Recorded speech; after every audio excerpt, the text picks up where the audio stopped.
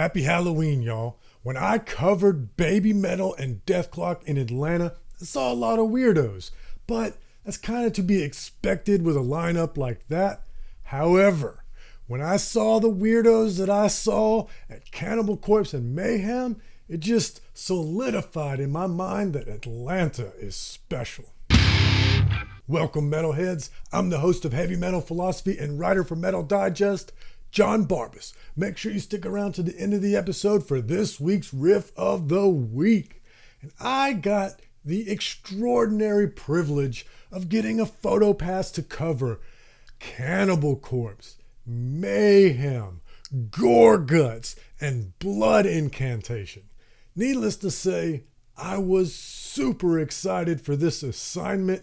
I mean, that lineup is so stacked. This is the second time I've seen Cannibal Corpse, and they just don't bring second-tier acts with them. They tour with heavy hitters. So of course, throughout this episode, I'll be showing pictures of the bands, but I also noticed quite a few people throughout the venue that I also took pictures of because it was just different and interesting. And for you audio-only listeners, don't worry, because I've got a plan. I plan to build a website that I can put all my pictures on, and you can see them there as well. That is the next goal for Heavy Metal Philosophy, is to get our own website. You know, I didn't think I needed one at first, but this concert photography thing, and then plus the format of the show, there's certain things that goes on in the metal community that I can't really cover, and a website will help me to support the metal community in other ways besides the show. So not just for pictures. I've got big plans for the website to do a lot of different things for the community. Make sure you stay tuned. But let's talk about the show, shall we? I'm going to be honest with you. I was so excited to see Cannibal Corpse and Mayhem. I didn't even realize that Blood Incantation was on the bill. I get to the venue, I check in with the people at the box office, and then I go to the front and I check in with security, show them my pass, my gear, all that sort of stuff. And then as the show's about to start, I make my way to the photo pit. The first band comes out and I'm looking at them and I'm like, wait a minute, is that Blood Incantation? I mean, no mistaking this guy right here. And if you're not familiar with Blood Incantation, if you follow any metalheads on social media, you've no doubt at least seen this album cover, because Hidden History of the Human Race is one of the most beloved death metal albums.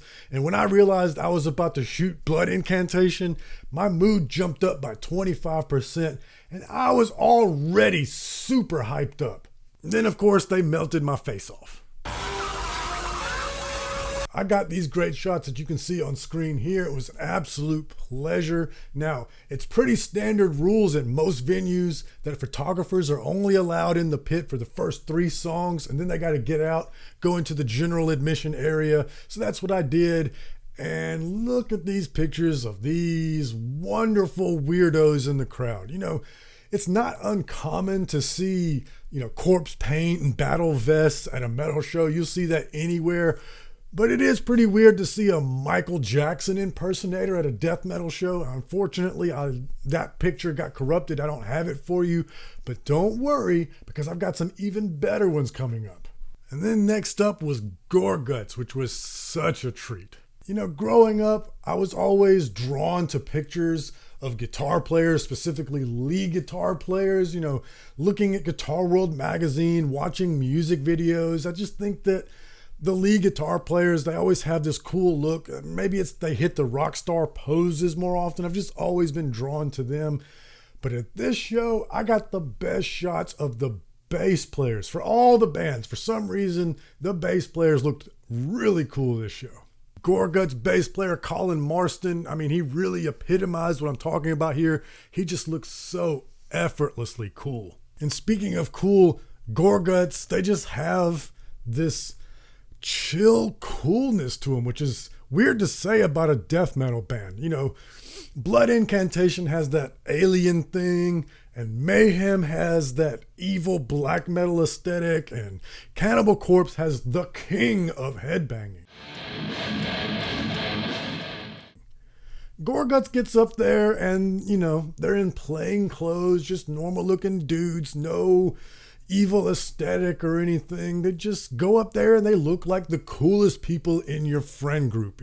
I've already talked about how effortlessly cool the bass player looked, and then Luke is up there just nodding to the groove as if everything is supposed to be that way. And then after their set, I got to meet Luke at the merch booth, which was awesome. He was very nice, very giving with his time. Very cool dude. Also, check out this evil nun. God, I love Atlanta. So, next up was Mayhem. And I gotta tell you, this felt really strange to me. I've never been a huge fan of Mayhem's music. I'm not traditionally a black metal guy. However, as a metalhead, we all know what Mayhem means to the art form. I felt like I was in the presence of historical figures. And at one point during their set, Necro Butcher even looked down directly at me, which really freaked me out. I mean, yeah, none of the other members of the band are original members, but Necro Butcher was there. He was in the band when Dead killed himself. He was a part of the local community when Varg murdered Euronymous. And I'm 2 feet away from this guy and he's looking at me. It was crazy. But I didn't allow myself to be starstruck for very long because, after all, I've got a job to do. But I've never seen a black metal band do what they did. Now, if you've listened to other episodes of the podcast where I've talked about doing concert photography, particularly for black metal bands, you will have heard me complain about how hard they are to shoot. It's a low light situation and they're always dressed all in black, usually with a cloak that covers their faces, so it's hard to get any details. And the lead singer of Mayhem had this very elaborate cloak and it did cover his face. And one of the guitar players did have on corpse paint, yeah. But Necro Butcher and the other guitar player were just in plain clothes. No corpse paint, no spiky armbands or any of that other typical black metal aesthetic. Now personally, I think it's pretty cool to stick your middle finger in the air towards genre conventions. I mean, does Necro Butcher really need to prove his black metal street cred? I don't think so. However, just visually, it was kind of weird to have half of the band dressed up and the other half not. And in fact, they were on halves of the stage. So this half of the band on this half of the stage, demonic. And this half on this half, just dudes. Now, at a later point in their set, they did do a wardrobe change and everyone was in cloaks briefly. But that was later. And as I said earlier, photographers are only allowed in the photo pit for the first 3 songs. So unfortunately, I didn't get any pictures of that.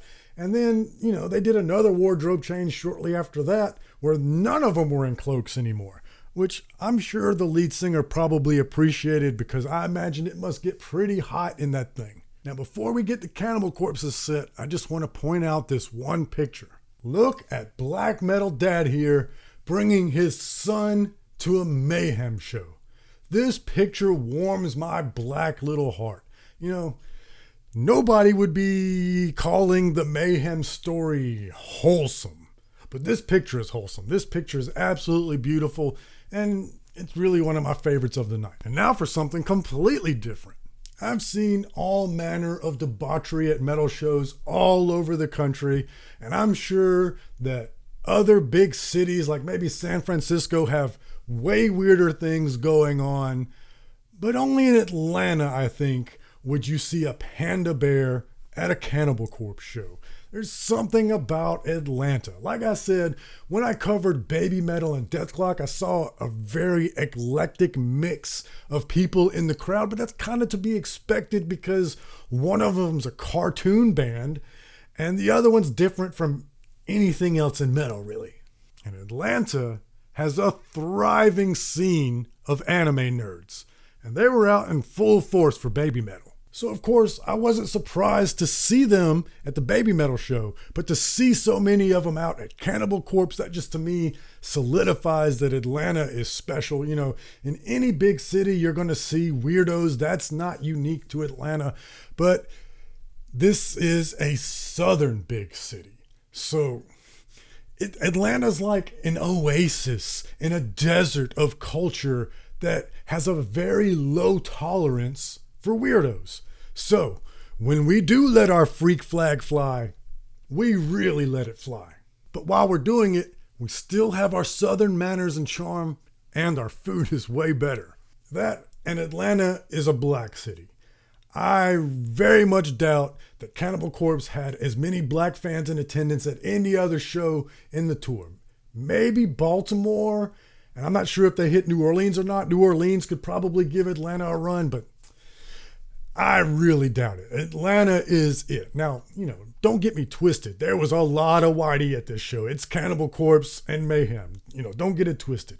But you're going to see a lot of black fans at metal shows in Atlanta. You're going to see a lot of Hispanic fans and, one Asian dude roaming around somewhere. Anyway, look at this picture. Look how close I got to God. And then after I took that shot, he looked down at me. Corpse Grinder perceived me. Like I said about Mayhem, I felt like I was in the presence of historical figures. I would wager that Cannibal Corpse has done just as much to influence the sound of death metal as Mayhem has for black metal. I mean, this was a lineup of OGs. OGs that still got it, by the way. You might have heard me say on previous episodes of the podcast about Cannibal Corpse that I don't think anybody is heavier. I think that Cannibal Corpse is the heaviness speed of light. Like, it just cannot possibly be any heavier. Other bands can be as heavy, and other bands can be heavy in different ways than Cannibal Corpse. But just like nothing can be faster than the speed of light, nothing can be heavier than Cannibal Corpse. I would wager that there's nobody that has a crunchier and deeper guitar tone than Cannibal. It was honestly kind of hard to do my job because I just wanted to headbang so hard, so badly. I mean, this really was a dream come true to me. This is like the culmination of my year. To cover this show with this lineup in a professional capacity, to do it in Atlanta. I used to not always like Atlanta. I used to kind of hate it because of the traffic. It was a thing I had to do. I had to come to Atlanta a lot. But now that I've been covering the underground, I've truly grown to appreciate and love this city. Now, before we do the riff of the week, I want to talk about something else special that happened at this show. If you caught a previous episode of the podcast where I talked about doing photography at the Cavalera show, you will have heard me talk about then that somebody in the audience recognized me. Somebody came up to me and said, "Hey, are you John Barbas?" And said, "Hey, I watch your show, Heavy Metal Philosophy," which was really shocking. I've never expected to be in another town and have somebody recognize me for doing this. Just really surprising, and it made me feel good. Well, at the Cannibal Corpse show, somebody else recognized me, which just made my night. In fact, it was 2 philosophy students from the University of Georgia. Now, for those of you that don't know geography in the state of Georgia, and why should you, the University of Georgia is not in Atlanta. It's in Athens, Georgia.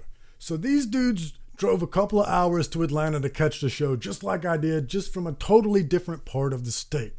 And last year, I went and saw Cannibal Corpse as a spectator, and I actually saw them in Athens. There's an episode of the podcast about that you can catch.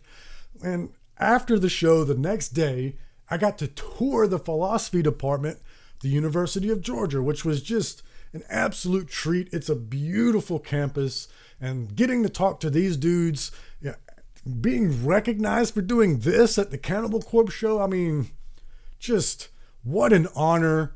It was so surprising. I never expected that. And, I already am never going to forget this night. And then that on top of it just made it really special to me. So thank you, Stephen. I really appreciate it. So now at this point, I'll roll some more pics I took from the night as we talk about the riff of the week.